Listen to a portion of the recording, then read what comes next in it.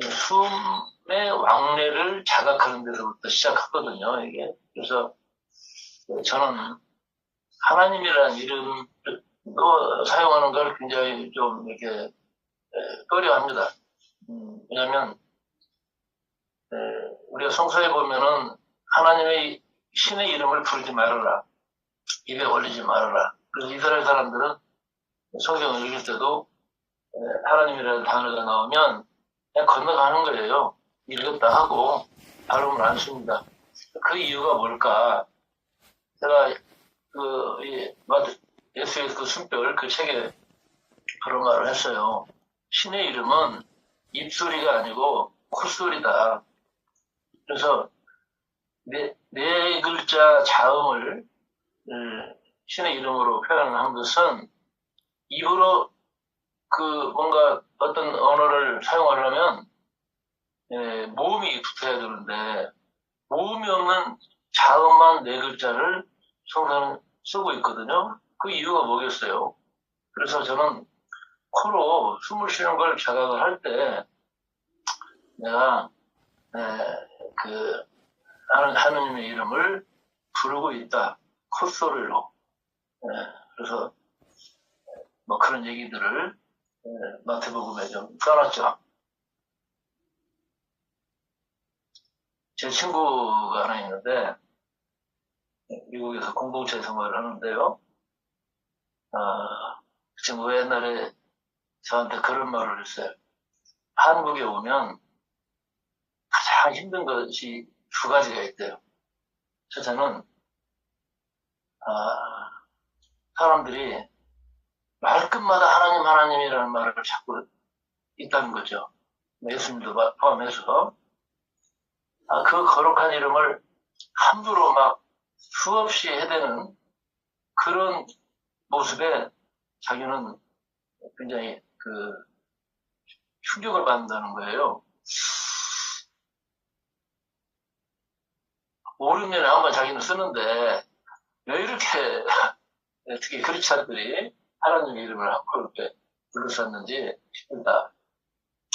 두 번째는 결혼을 했냐? 이걸 또 계속 사람들이 묻는다는 거예요. 미국에서는 결혼했냐고 물어보는 사람이 없는데 왜 그렇게 결혼에 목을 매달고 사는지 하는 그런 생각을 한국에 오면 하게 된다고 그런 얘기를 했어요. 자,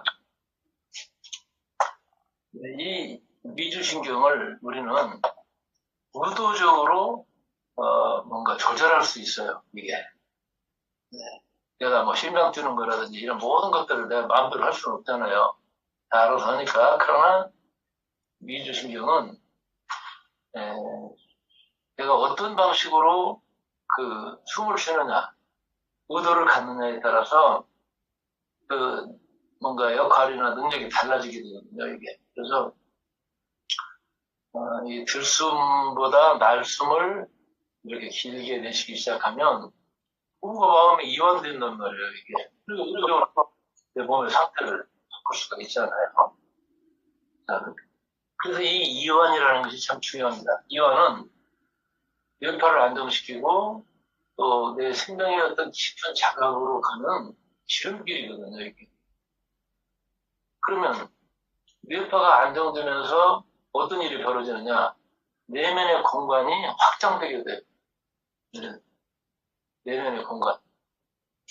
저는 이 내면의 공간에 있어서 두 가지를 말씀드리고 싶은데요.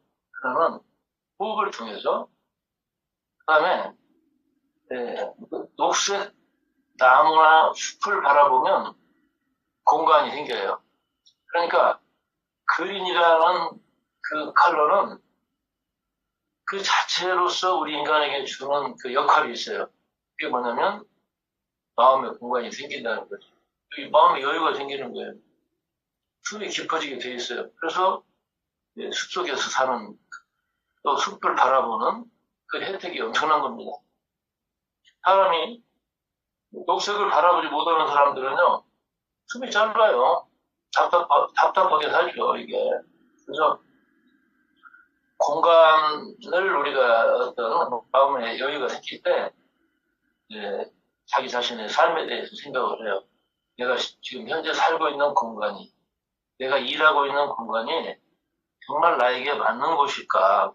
나를 가장 제대로 표현할 수 있는 그런 공간에 내가 있는 걸까? 이런 마음이 생겨요. 그래서 삶의 진로에 대해서 생각하게 하는 그런 힘을 그린 컬러가 우리에게 주고 있고, 또 뭡니까? 호흡을 통해서 우리가 그 공간을 스스로도 뭔가 확장시킬 수도 있는 것이죠.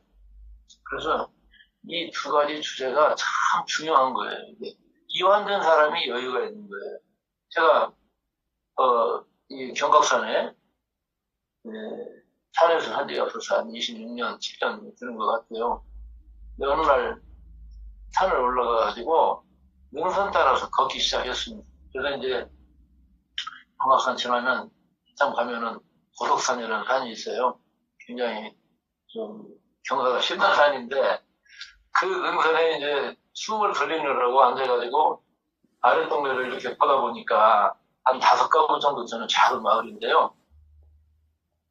마루에 앉아서 어떤 사람이 뭔가를 먹는 것 같은데 계속해서 팔자로 손을 이렇게 돌리고 또 먹고 또 천천히 팔자를 또 돌려요 이렇게. 그럼 무엇 하는 동작이라고 생각하세요? 어떤 동작일 것 같아요? 귀를 돌리고 있습니다. 숨을 쉬고 있습니다. 아, 숨을 쉬고 있어요? 숨을 쉬고 있었지? 숨을 돌리고 있습니다. 밥 먹을 때 손을 계속 몇 차례씩 하고서는 또밥 숟갈 듣고. 그럴까요? 팔 쫓는 동작 같습니다. 우주의 기운을 내 입으로. 우주의 기운. 차대를 사려면 스케일이 크구만. 네. 영단님. 왜 그 사람은 팔자를 이렇게 돌릴까요?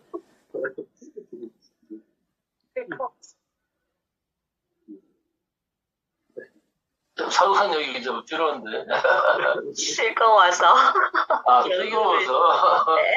네. 팔이 쫓는 동작 아닐까요? 팔이를 쫓는 동작. 아, 예. 우리 응님 천재야. 팔이 쫓아요. 아니, 근데 나는 왜 저 사람이 저럴까 하는 것을 산 위에서는 알 수가 없었어요. 또 희한한 사람이가 있다? 왜 저렇게 계속, 그리고 똑같은 패턴으로, 똑같은 속도로 하고 있을까? 또 그래서 이제 궁금하면 또 못 사니까, 그래서 하늘에서, 꼭대기에서 이제, 내려와가지고, 그 집 바깥에서 그 사람을 관찰을 했어요. 저 인간이 도대체 무슨 인간이길래 저럴까? 했더니, 거기 누가 소를 키우는 사람이 있어가지고, 이렇게 파리를 뜯고 있더라고요, 이게. 그래서 담 바깥에서, 저 정도면 파리가 쫓겨나면 또 막 우르르 달려다니까. 그런데 성질이 급해질 만도 하고, 그렇죠. 밥을 안 먹든가 할 것 같은데, 시종여일하게 이러고 있어요, 혼자. 여유.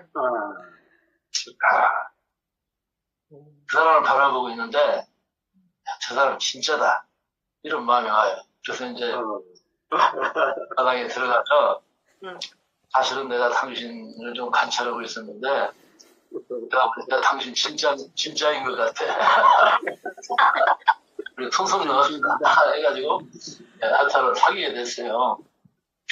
담양에서 농사 짓고 있는데, 얼마나 벌떡증 날만도 한데, 시정여일하게 자기 호흡을 놓치지 않는, 여기 제가 감탄을 했습니다. 내면에 건강이 있는 사람이에요, 그런 사람이. 그래서 사람이 호흡이 거칠어지고 발걸음이 막 바빠지면 그 건강이 사라지죠. 네. 그래서 인간이 내면의 공간이 사라지게 되면은 자기 자신조차도 받아들일 수가 없다는 거예요. 그렇잖아요? 또 자기 자신을 받아들이지 못하는 사람이 타인을 받아들인다? 어린 택도 없는 얘기입니다.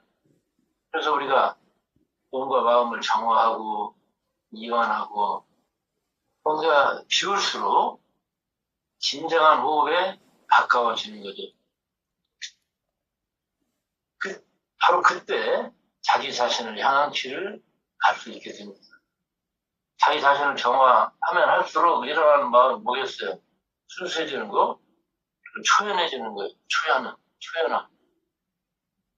그래서 우리가 이 세상을 살아가면서 뭔가 몸만 건강한 것이 아니라 건강한 인격의 어떤 힘을 길러가기 위해서는 바로 내면의 공간이 절대적으로 중요한 거예요. 이 주제를 미주신경이 연결되고 있다는 거죠. 자, 내면의 공간이 없는 사람, 바로 그 사람이 삶을 부정적으로 대하는 사람들이죠. 특히 자기 자신에 대해서. 그런 사람은 천국에 갔다 와도 자기 자신의 지옥을 열심히 만들어내는 사람이겠죠. 네? 그래서 그 단테의 신국에 보면 지옥문에 적힌 글이 나오거든요. 여기에 들어오는 자는 모든 희망을 버린 자이다. 즉 희망이 없는 사람이 사는 곳이 지옥이에요. 지옥이에요. 오늘 우리 주변에서 그냥 헬 조선 이런 말 하는 사람이 있어요. 이게 뭡니까? 자기 안에 희망이 없는 사람의 삶의 모습이에요. 지옥에 가져다 놔도 희망이 있는 사람은 그 지옥을 천국으로 만듭니다. 바로 그걸 묻고 있는 거예요. 그래서 희망을 버린 사람은 천국에 데려다 놔도 지옥을 살아가겠죠. 그러니까 지옥이라고 하는 것은 살아서 죄를 많이 지는 사람이 죽어가지고 가는 곳? 이런 게 어디가 있어요. 그런 것이 아니라 지금 여기에서 내가 어떤 나로, 어떤 상태로, 어떤 마음의 공간을 가지고 살아가느냐 하는 것을 묻는 주제입니다. 그래서 단테는 얘기하는 거죠. 희망을 버린 사람은 지옥에 들어가기 전에 이미 지옥을 사는 사람이다. 그러니까 이 지옥이라고 하는 그것은 공간의 개념이 아니라 존재와 의식의 문제라는 거예요. 단테의 신국이 얘기하는 것은 이것을 우리 몸으로 적용해 본다면 천국도 지옥도 나의 신경회로가 어떤 코드로 작동되느냐에 달려있다는 거예요. 내가 삶을 긍정적으로 바라보고 뭔가 내가 바라보는 대상을 아름답게 볼 수 있는 사람. 어떤 꽃이든지 그 꽃에 아름다움이 있어요. 근데 어떤 사람은 장미나 국화 아니면 그것도 꽃집에서 파는 거 아니면 꽃도 아닌 식으로 이렇게 얘기하는 사람들도 있잖아요. 그러니까 이 존재와 의식의 문제라고 하는 것은 결정적으로 중요한 거예요.